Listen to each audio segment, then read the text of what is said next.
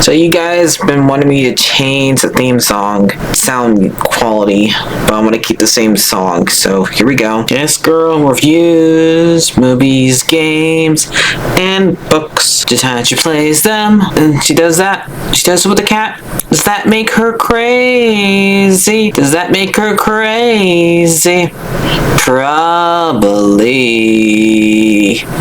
Hopefully that fixed the audio. Crazy Cat does not own any of these pictures or books or pictures.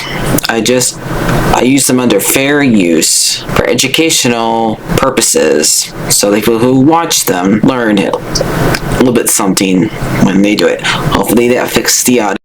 Like Solly did all those years ago. No, I don't want to do this. I'm scared of this thing. Be more of it. More packets. They've started to sing, so finally. Hi everyone, Martha here. You're probably wondering why did I put that clip from Pirates of the Caribbean in here. Well, because right before we have a big massacre, pretty close to what happens in that movie, right when this happening, they start to sing. So the episode 7's more. So this is for my review for Andor Season 2, Episode 7 for Episode 9. So Episode 7 is more of like a setup for what's about to happen in Episode 8. And in this episode, so usually the last two groups of 3 episodes put together, the last episode's the one that's most important. This time around, I would say the last 2 episodes are the most important. And episode 7 is not really necessary. It's just mostly to skin Cassius to where he needs to be for episode 8 to happen. So he pretty much checks into a hotel, and one of their rebellion people who are named the G sometimes it's the G.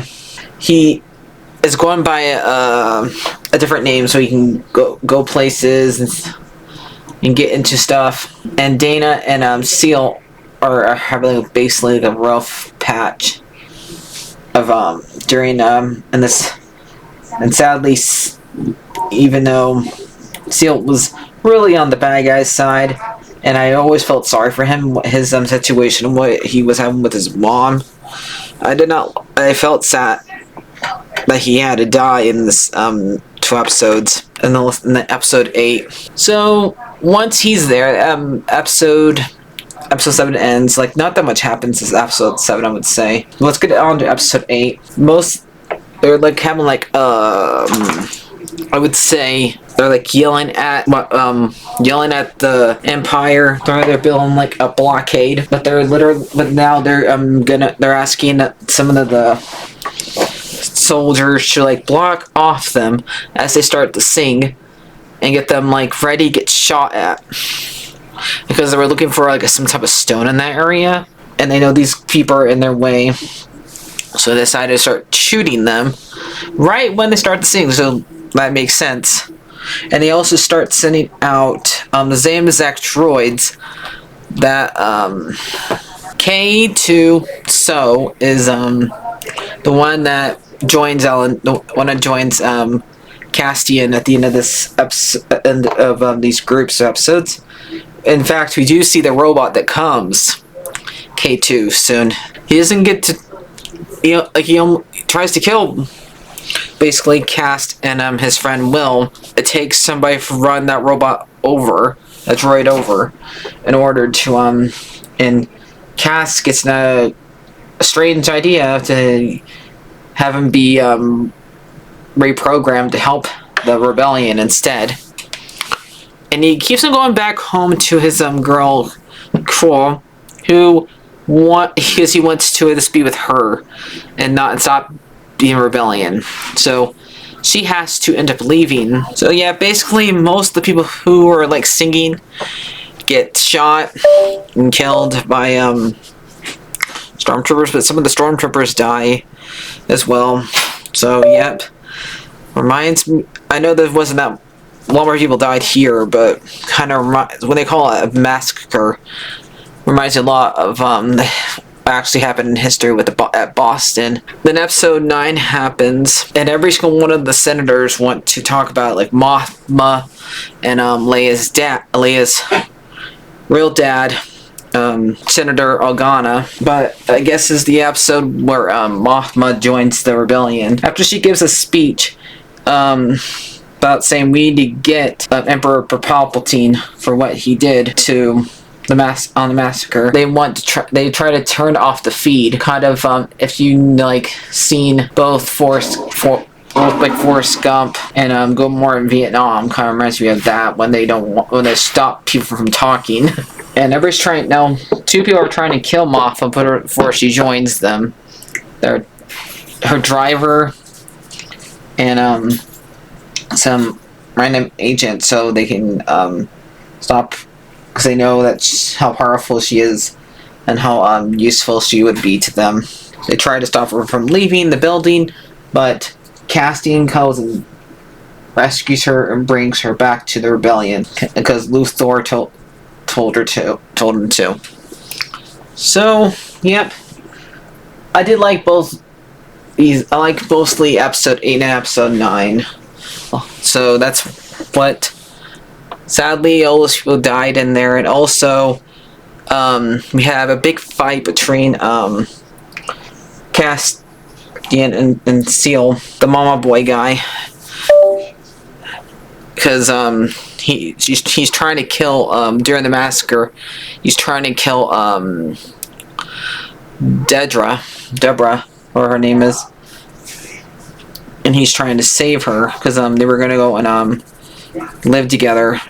They basically have a big brawl fight, and one of the people who survives the massacre saves him by shooting him in the head.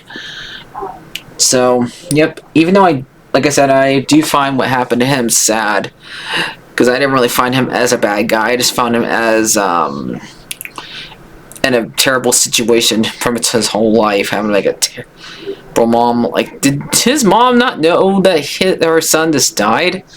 And she treated him all the time.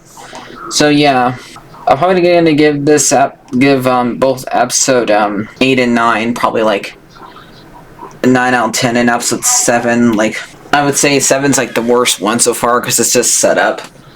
It was barely necessary. It's just him getting to him.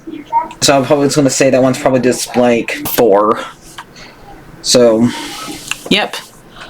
And I did like seeing them activate Alan Tunic robot K9, because in Rogue One he was my favorite character. I was wondering when are they gonna bring him in here, and the very first time they meet is when he's pointing a gun at him.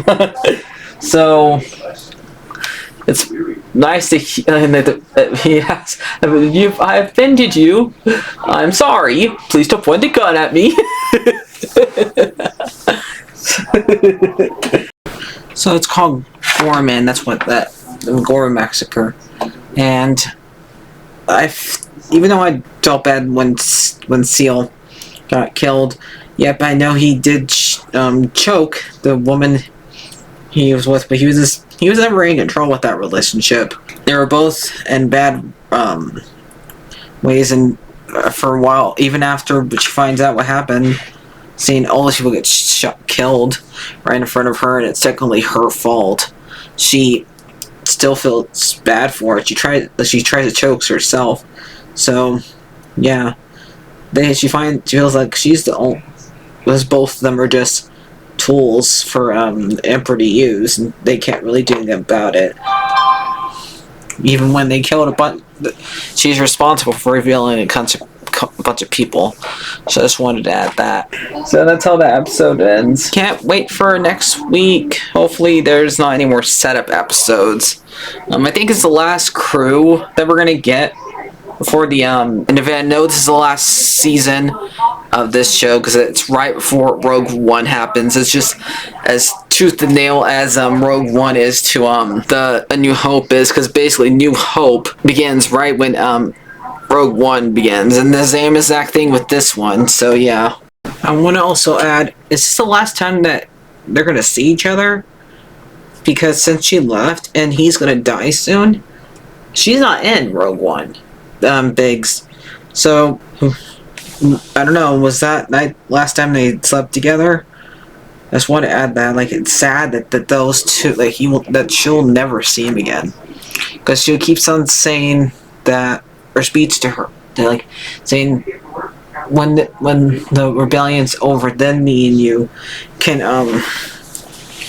have a life together. But the sad thing is they don't get to. So yeah, it's very sad. So I just want to add that too. So that's where you guys go. Hope you guys enjoyed this. May the Force be with you. Bye bye.